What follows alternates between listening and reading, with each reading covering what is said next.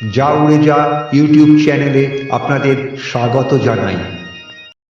দীর্ঘ 40 বছর ব্রহ্মের সাধনার দ্বারা তোতাপুরী লাভ করেন নির্বিকল্প সমাধি।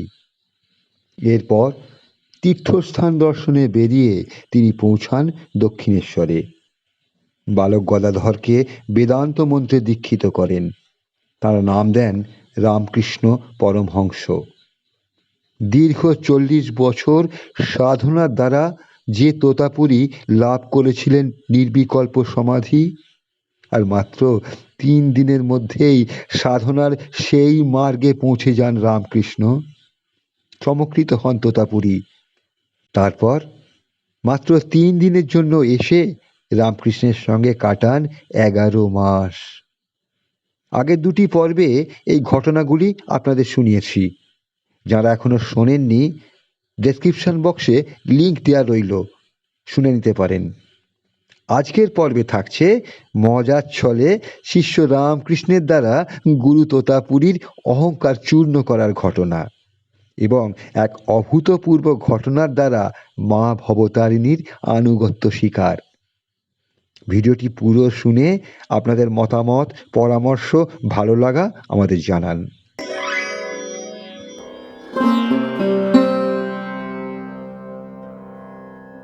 তিন দিন থাকবার কথা ছিল। একটানা 11 মাস থেকে গেলেন তোতাপুরী।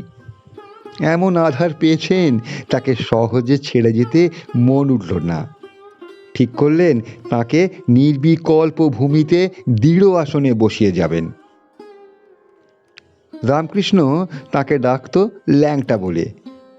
তোতাপুরীর যেমন বালকত্ব উলঙ্গতায়, রামকৃষ্ণেরও তেমনি বালকত্ব ওই সম্বোধনে।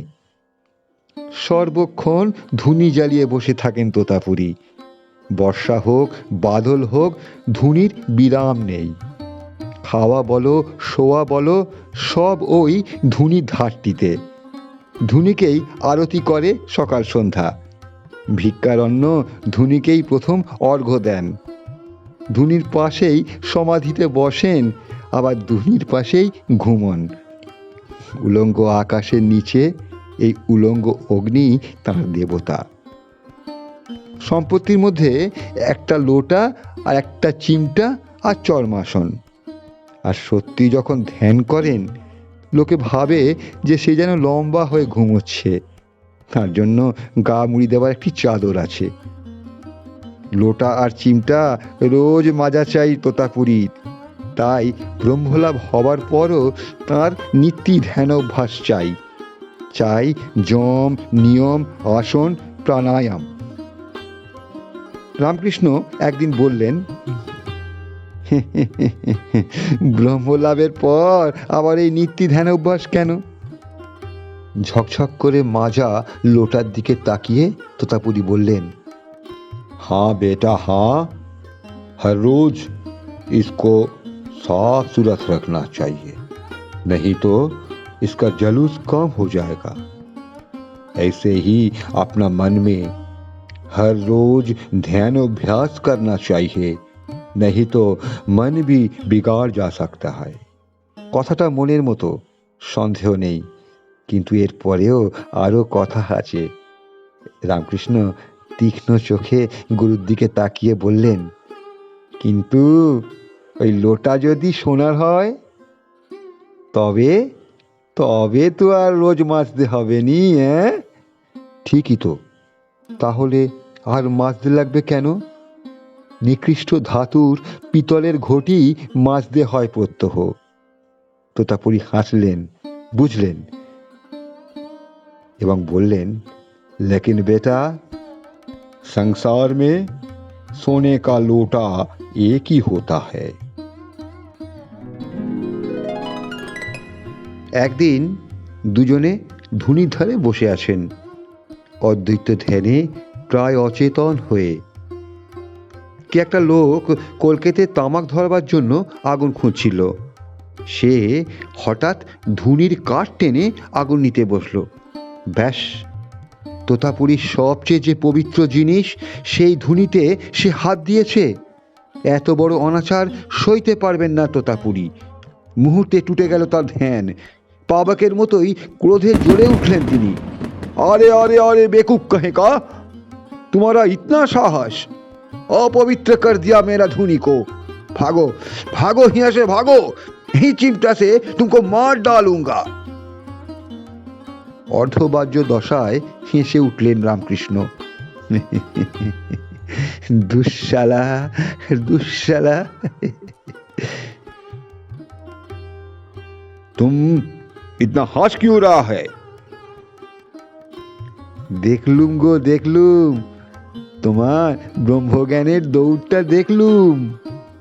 এই না বলছিলে ব্রহ্ম ছাড়া দ্বিতীয় সত্তাই নেই, জীব মাত্রই ব্রহ্মের প্রতিবিম্ব। তবে আবার সেই ব্রহ্মরূপী জীবকেই মারতে উঠেছ। তাই হাসছি গো, মায়ার কি প্রভাব। তোতাপুরী গম্ভীর হয়ে গেলেন। ভেবে দেখলেন কাম ত্যাগ করলেও ক্রোধ ত্যাগ হয়নি। তাই বললে, तुम हमको ठीक शिक्षा दिए हो, मेरा क्रोध अभी भी नहीं गया है। आज से मैं क्रोध को त्याग कर रहा हूँ।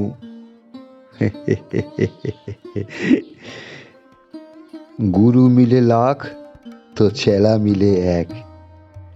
সকল গুরুর গুরু এই রামকৃষ্ণ। অহংকার চূর্ণ হলো তোতাপুরীর।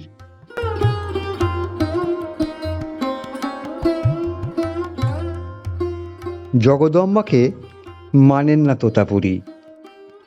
শিষ্য রামকৃষ্ণকে অহরহ শিক্ষা দেন, ঈশ্বর এক, ঈশ্বর সত্য, দেব দেবী সব কিছু ভ্রম। মন্দিরে ওই যে পাষাণময়ী মূর্তি, ও কেবল একটি পুতুল মাত্র। রামকৃষ্ণ শোনেন আর হাসেন। লোহার মতো শরীর তোতাপুরীর, লোহা চিবিয়ে হজম করতে পারেন তিনি। হঠাৎ তার রক্ত আমাশা দেখা দিল। সব সময় পেটে অসহ্য যন্ত্রণা, কি করে আর মন ধ্যানে বসে। ব্রহ্ম ছেড়ে মন এখন শুধু শরীরেই লেগে থাকে। ব্রহ্ম এবার পঞ্চভূতের ফাঁদে পড়েছেন। এবার মহামায়ার কৃপা না হলে আর রক্ষে নেই।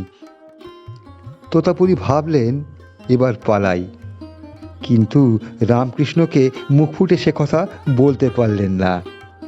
নানান তর্ক করে মনকে স্তব্ধ করলেন তোতাপুরী। কিন্তু রোগ নাশনে ধর্মের কাহিনী। ক্রমেই তার শিখা বিস্তার করতে লাগলো, যন্ত্রণার শিখা।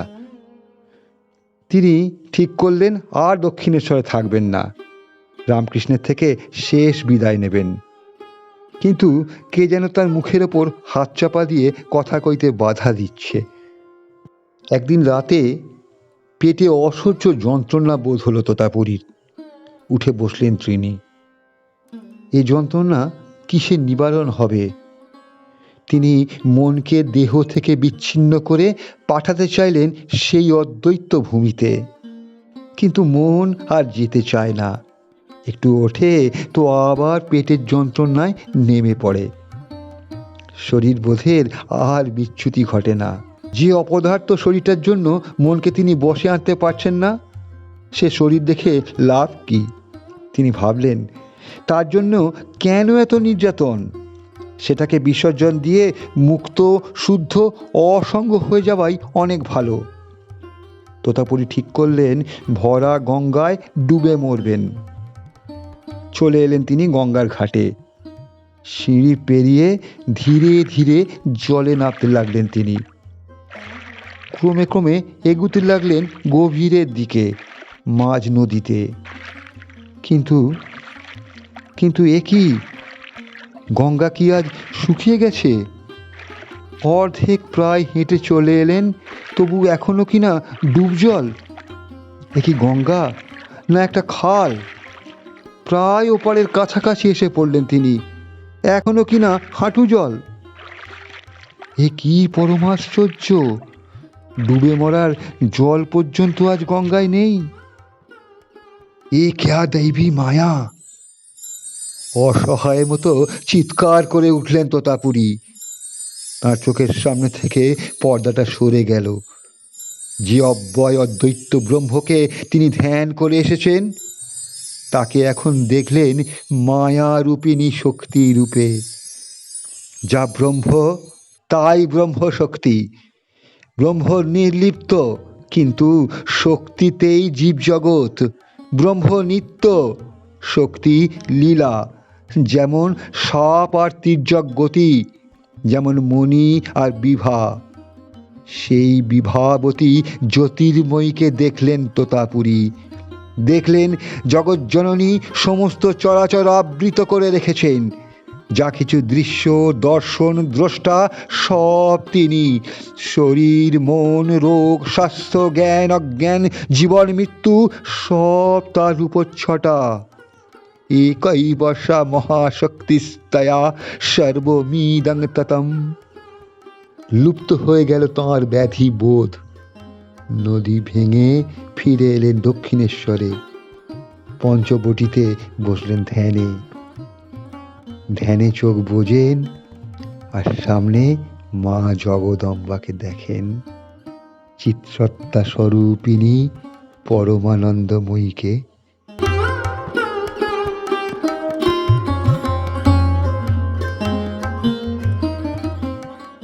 পরের দিন সকালবেলা তোতার কাছে এলেন রামকৃষ্ণ। তোতাপুরীর শরীরে রোগের আভাস মাত্র নেই, সর্বত্র প্রহর্ষ প্রকাশ। তোমার এ কি হলো গা, এখন কেমন আছো? মেরা বিমারি খতম হো গিয়া है। সেরে গেছে? কি করে গা? কাল তোমারা মাতাজি কা দর্শন হুয়া। আমার মাকে তুমি দেখেছো?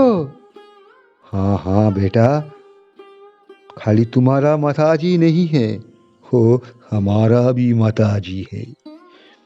जगत का सब जगह में उन्हीं का विस्तार। কেমন বলেছিলাম না? তখন না আমায় বলেছিলে আমার সব কথা ভুল। তোমায় আমি কি বলবো, আমার মা যে ভ্রান্তি রূপেও সংস্থিতা।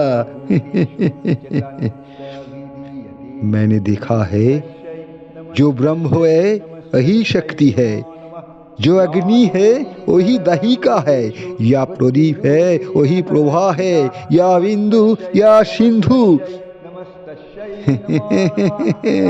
দেখলে তো, দেখলে তো, আমার মাকে না দেখে তুমি কি যেতে পারো?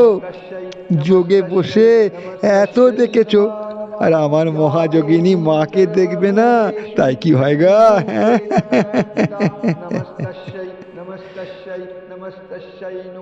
अभी अभी तुम्हारा माता जी को बोलो हमको छुट्टी दे दे। কেনে গা? আমি কেনে? তোমার মা, তুমি বলো না। হ্যাঁ, চলো চলো, মায়ের কাছে চলো। তোতা এলেন ভবতারিণীর মন্দিরে। সাষ্টাঙ্গে প্রণাম করলেন মাকে। माताजी, मेरे को अब छुट्टी दो माताजी, मेरे को अब छुट्टी दो। তারপর দক্ষিণেশ্বর ছেড়ে চলে গেলেন তোতাপুরি। কোন দিকে গেলেন, কোথায় গেলেন, কেউ জানে না। মাতৃরূপেণ সংস্থিতা নমস্তস্যৈ নমস্তস্যৈ নমস্তস্যৈ নমঃ।